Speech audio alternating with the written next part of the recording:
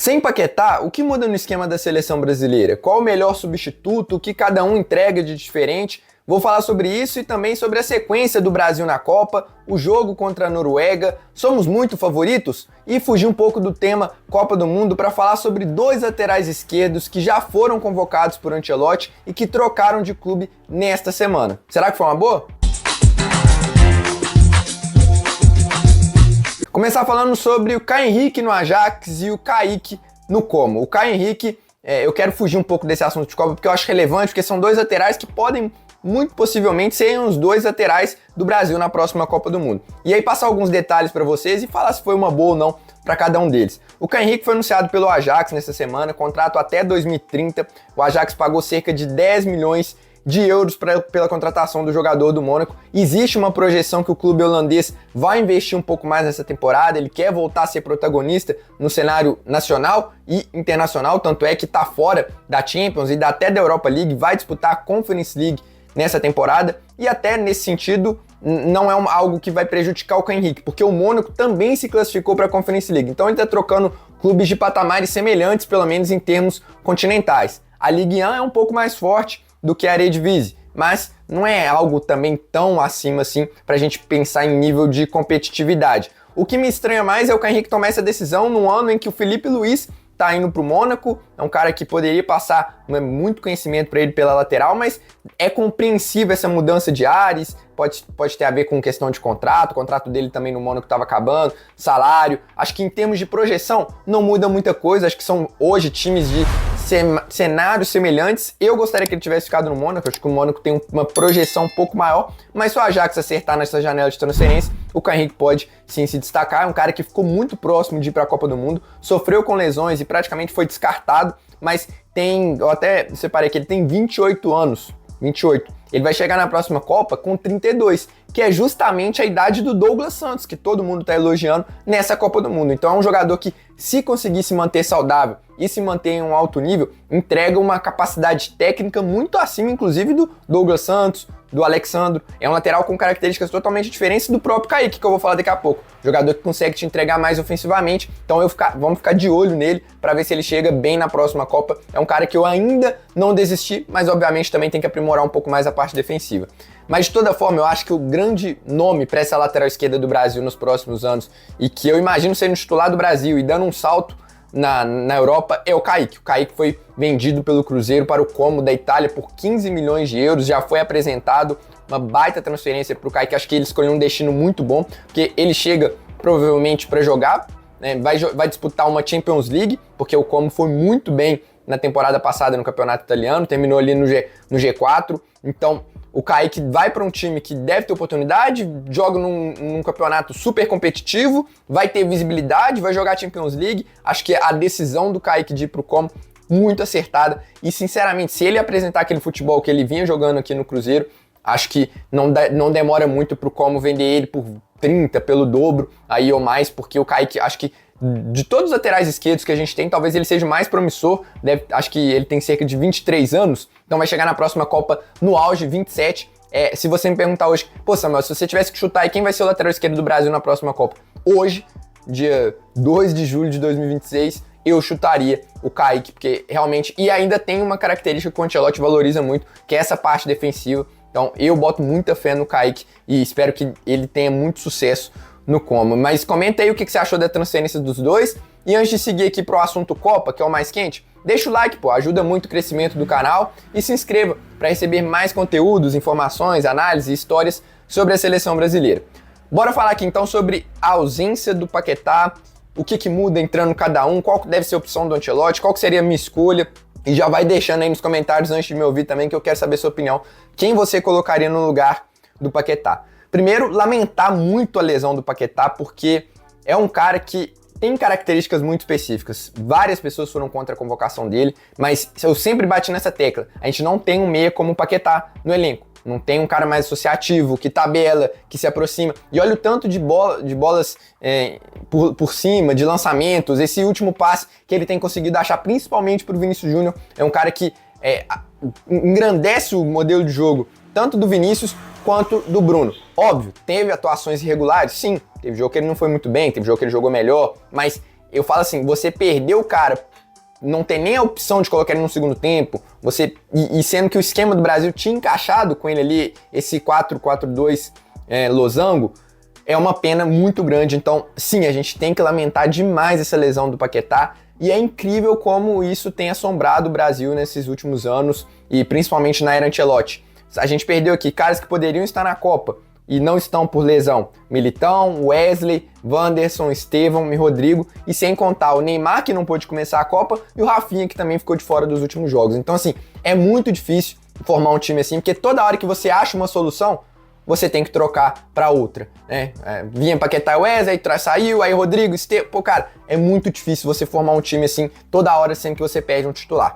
Mas, dito isso, tem que achar um titular, um novo titular. Quem são as opções? Primeira, a opção mais óbvia, entre aspas, seria o Danilo Santos, porque é o jogador que mais se aproxima em termos de características do Paquetá, ainda que seja muito diferente. Também é um canhoto, também tem intensidade na marcação, mas o Danilo, a principal qualidade dele, qual que é? A finalização, a chegada na grande área, a quantidade de gols. A gente ganha uma arma ofensiva muito grande com a entrada do Danilo. É um cara que sabe enxergar muito bem o espaço, mas ele, se o Paquetá... Pra você ver como é que muda, né? Se o Paquetá é o cara que atua mais na base da jogada, o Danilo já é o contrário. Então, por exemplo, a gente já...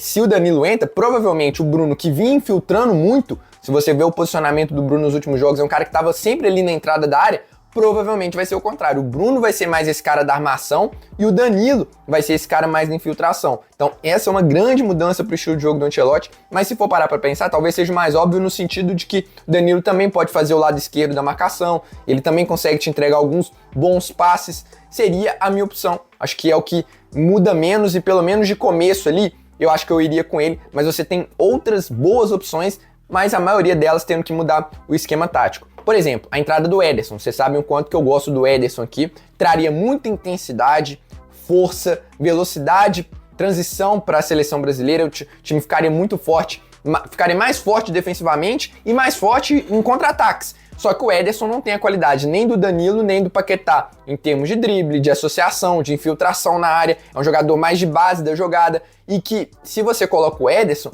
você tem que mudar um pouco o formato da marcação do Brasil, porque, beleza, tem variado ali no 4-3-3 e no 4-4-2 na hora de marcar, às vezes quando o Vini, o Ryan e o Cunha estão muito por dentro, eles fazem essa linha de 3, e aí os outros 3 meias ficam um pouco atrás, mas geralmente tem sido um 4-4-2 com o Paquetá voltando na esquerda e o Ryan voltando pela direita.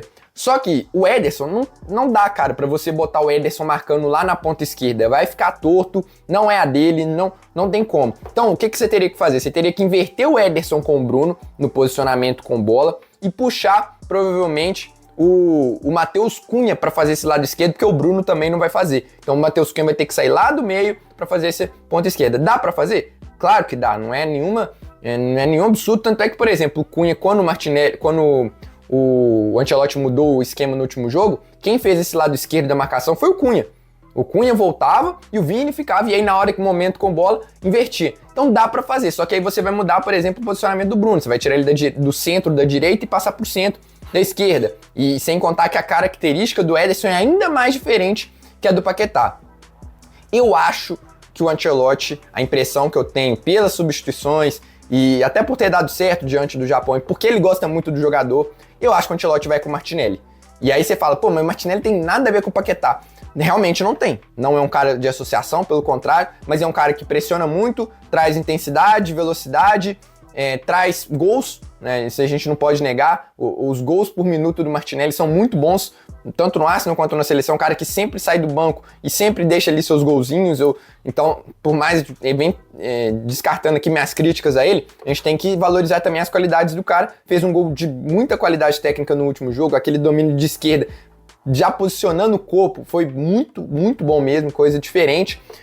E o Martinelli vem entrando justamente nessa função do Paquetá. Se você observar os últimos jogos, sempre quando ele entra e faz esse lado esquerdo ficar mais forte com o Vini, porque ele vai pra dentro e o Vini fica mais na ponta e os dois vão invertendo. Meio que o que o Rafinha chegou a fazer em determinado... O Rodrigo fez muito isso, né? O Rodrigo seria o cara essencial para fazer exatamente isso que o Martinelli tem feito, porque o Rodrigo é mais associativo.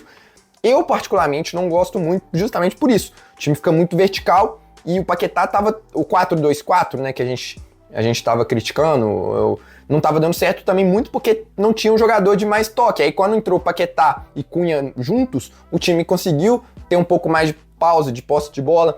E aí você coloca o Martinelli, eu sinceramente não seria a minha opção favorita, mas ele traz essas outras qualidades que eu falei, e eu imagino se fosse para chutar que o Ancelotti entraria com ele. E uma opção menos provável, acho muito difícil disso acontecer, mas se tratando de Ancelotti, não duvido, porque é um cara que não tem medo de mudar, já mostrou isso, é ele colocar ou o Endrick ou o Igor Thiago e voltar para o 4-2-4 que a gente vinha jogando, e aí mais parecido com o jogo contra Marrocos, né? Com Ryan na direita, provavelmente o Vini na esquerda, e aí Cunha e esse centroavante mais por dentro. Seria bom porque a zaga da Noruega não é tão boa assim, você ganha mais infiltração, você ganha um poder de ataque maior, mas assim, eu acho difícil abrir mão do esquema que vem dando certo. Acho que o Ancelotti não vai fazer isso, mas é uma opção viável e que talvez ele recorra, principalmente no segundo tempo, se o Brasil estiver perdendo, estiver empatando, deixa um time mais ofensivo, né? Então, essas são as opções, não consigo pensar em mais ninguém, alguma mudança assim mais brusca do que isso. O Rafinha poderia ser uma opção, mas aparentemente ainda não vai estar à disposição para esse jogo contra a Noruega, sim no próximo, nas quartas, se o Brasil passar, seria uma boa opção para colocar, porque eu acho que o Rafinha não vai voltar no lugar do Ryan, porque o Ryan tá bem. Enfim, acho que essas são as opções. E agora falando sobre a sequência do Brasil na Copa, eu vou falar com vocês, esse jogo contra a Noruega eu tenho menos medo da Noruega do que contra o Japão. Acho que o Japão se defende melhor, o Japão é mais organizado coletivamente, a Noruega, óbvio, tem o Haaland, que é um cara de outro mundo e que é muito difícil parar mesmo tendo o Gabriel Magalhães. Os dois já travaram duelos, cada hora um ganha, a gente tem essa arma que outros times não tinham.